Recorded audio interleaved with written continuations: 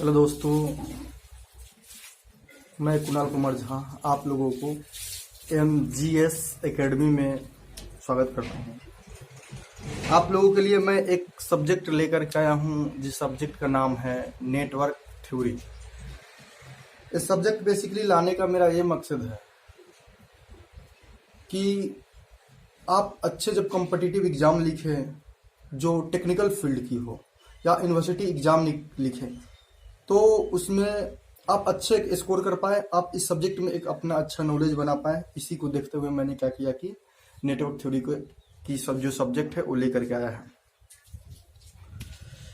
तो मैं आप लोगों के बिना टाइम वेस्ट किए हुए नेटवर्क थ्योरी की जो मैं चैप्टर उसके स्टार्ट करता हूँ, फिर लास्ट में आप लोग कुछ हम बात करेंगे। ठीक है, देखिए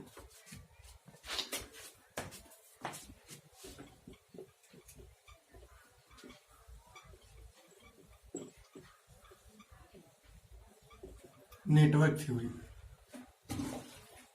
थ्योरी में हम समझ लेते हैं कि हम नेटवर्क किसे बोलते हैं। और ये जो नेटवर्क जो थ्योरी है इसे सर्किट थ्योरी के भी नाम से जाना जाता है। नेटवर्क थ्योरी को सर्किट थ्योरी के भी नाम से जाना जाता है, सेम नाम है।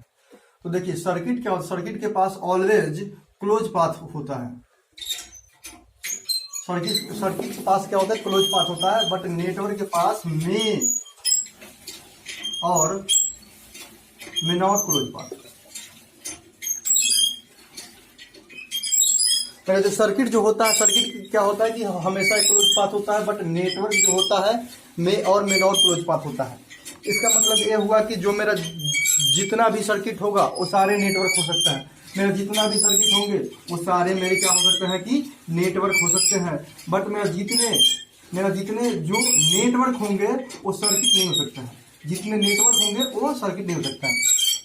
ठीक है, तो हमने बेसिकली डिफिनेशन जान लिया कि नेटवर्क थ्योरी और सर्किट थ्योरी के नाम से हम जानते हैं। मतलब हम जो क्लोज पाथ की जो सर्किट होंगे हम उसे भी पढ़ेंगे, जो ऐसे सर्किट होंगे जो क्लोज पाथ के न भी होंगे उनका भी हम सर्किट पढ़ेंगे।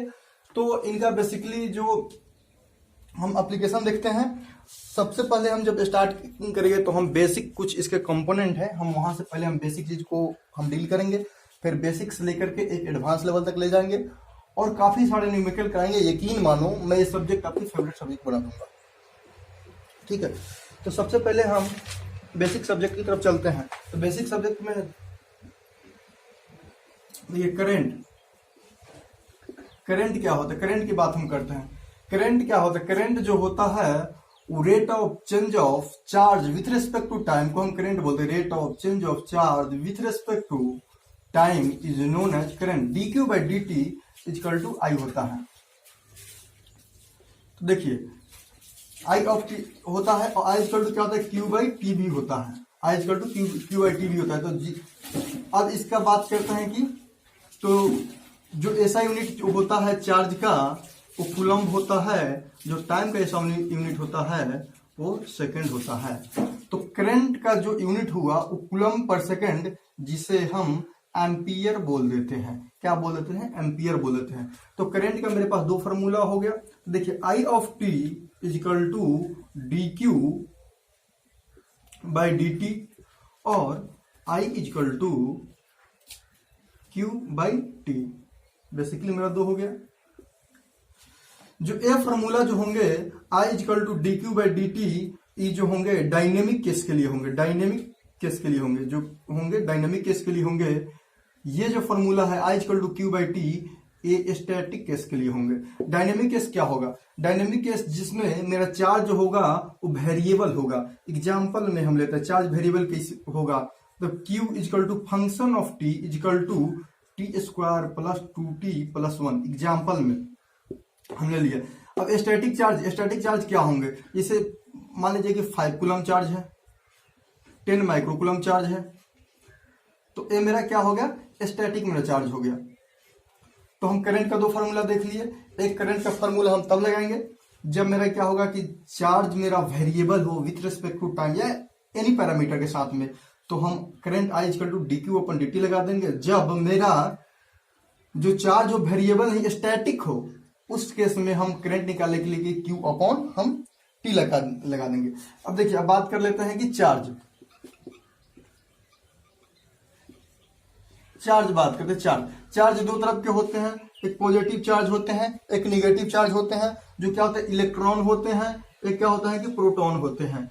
इलेक्ट्रॉन होते हैं चार्ज जो क्या होता है, निगेटिव नेचर का होता है। प्रोटॉन जो चार्ज होते हैं और पॉजिटिव नेचर का होता है।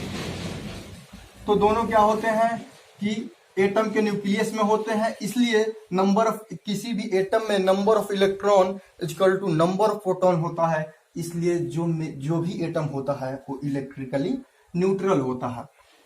तो अब देखिए इलेक्ट्रॉन पे चार्ज कितना होता है, -1.602 इंटू 10⁻90 कूलम्ब होते हैं। और जो प्रोटॉन का चार्ज होता है वो पॉजिटिव होता है, इसका मैग्नीट्यूड सेम होता है, मीन्स 1.6 इंटू 10⁻19 कूलम्ब। यहां तक कोई दिक्कत नहीं। चलिए ठीक है, अब हम आगे बढ़ते हैं। हमने इतना चीज देख लिया, अब इसको आप नोट डाउन कर लीजिए, ठीक है।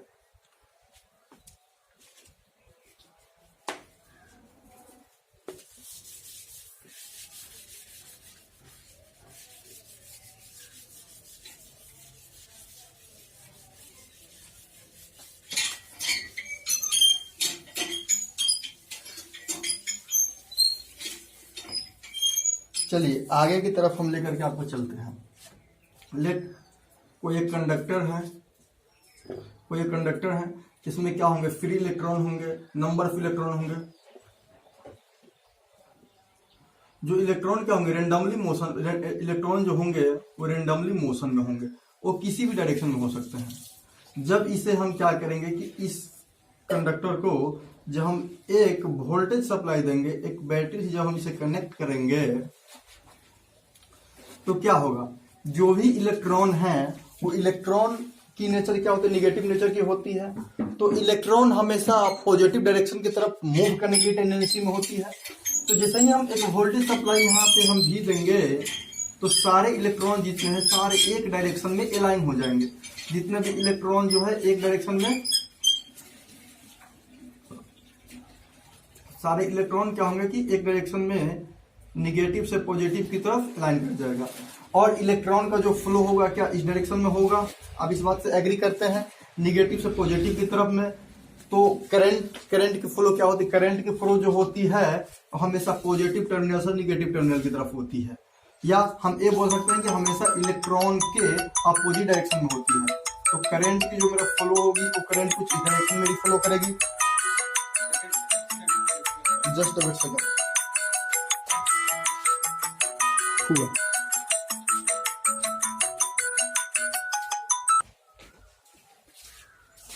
उतना देर काट दिया जाएगा।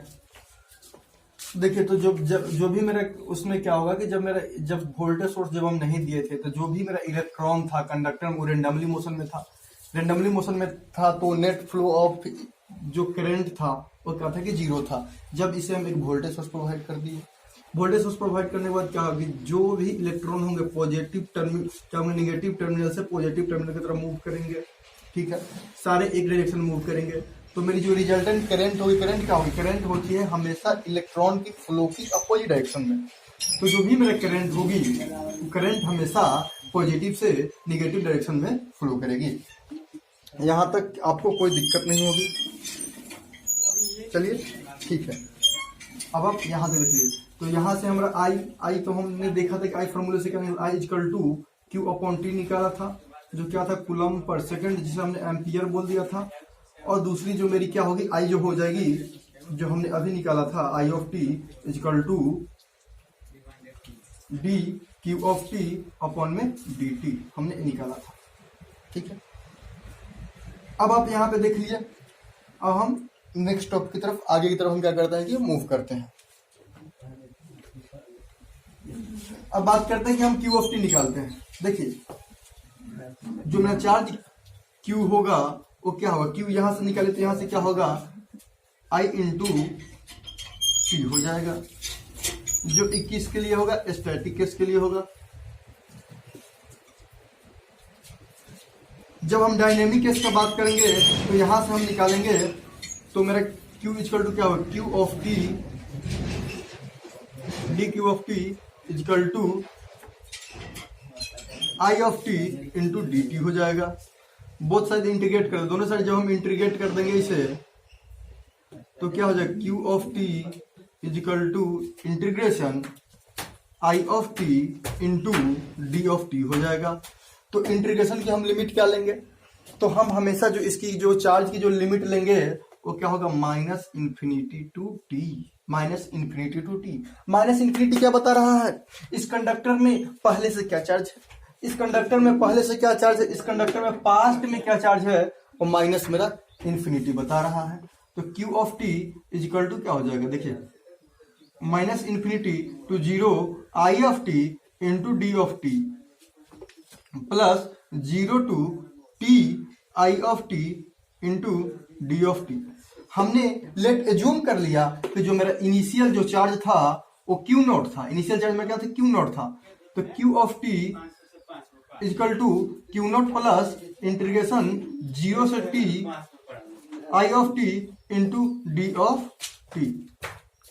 ये जो हो गया ये आपकी चार्ज जो डायनेमिक केस के लिए हो गई, जो चार्ज जो हो गई डायनेमिक केस के लिए, मतलब जो मेरा करंट होगा विथ रिस्पेक्ट टू टाइम के साथ या किसी भी पैरामीटर के साथ करंट जो मेरा वैरी कर रहा होगा, उस केस में जब वैरी कर रहा होगा उस केस में हम क्या करेंगे, चार्ज निकालेंगे इस फॉर्मूला से, Q of T equal to Q not plus 0 to T I T into D T. This is the initial charge, initial charge या दैट मीन्स जो भी मेरा कंडक्टर है उसमें पहले से क्या चार्ज स्टोर है, पास्ट में क्या चार्ज स्टोर है, जब हम 0 से लेकर के टी तक जब उसमें हम सप्लाई दी है उससे पहले क्या स्टोर है, उसको हमने क्यू नॉट मान लिया है। फिर आपकी दूसरी फॉर्मूला चार्ज निकालने की जो मेरी स्टैटिक केस के लिए हो गई, डायनामिक केस के लिए हो गई। चलिए ठीक है,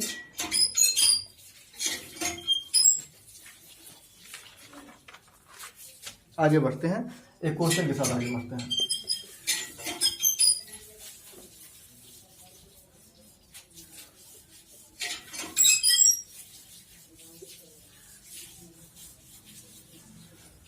शायद आप लोगों को नोट करने की टाइम नहीं मिल पाई हो तो आपको वीडियो को पॉज कर लेना है, पॉज करने के बाद फिर आपको नोट डाउन करना है। अब मैं एक बात आपको बता दूं कि आपको पेशेंस के साथ में बस नोट बनाते चलना है, जो मैं समझा रहा हूं एकदम बिल्कुल समझते चलना है। आपको कहीं भी डाउट है आप कमेंट के थ्रू पूछ सकते हैं। और यकीन मानो जब हम इस चैप्टर को जब हम एंड कर रहे होंगे, जब इस चैप्टर को हम एंड कर रहे होंगे ना, तो आपके पास एक अच्छी खासी नोट्स होंगी, आप उसको एकदम पर डे रिविजन करेंगे, साथ में जो भी मैं क्वेश्चन लगाऊंगा क्वेश्चन लगाएंगे। एक ना आपकी गजब लेवल की कंसेप्ट बन चुकी होगी, गजब लेवल की कंसेप्ट बन चुकी होगी। और जैसे ही मैं इस चैप्टर को फिनिश करूंगा, सबसे पहले तो इसमें मैं नंबर्स ऑफ क्वेश्चन करा दूंगा, नंबर्स ऑफ क्वेश्चन, जितने भी गेट के क्वेश्चन है सारे में क्वेश्चन यहाँ पे करा दूंगा। इसरो में जितने भी नेटवर्क से पूछे गए सारे क्वेश्चन करा दूंगा, डीआरडीओ क्वेश्चन करा दूंगा, आईईएस के भी क्वेश्चन को मैं यहाँ पे कराने का कोशिश करूंगा। और जो ये सिलेबस होगी जो मैं पढ़ा रहा हूँ नेटवर्क थ्योरी, आप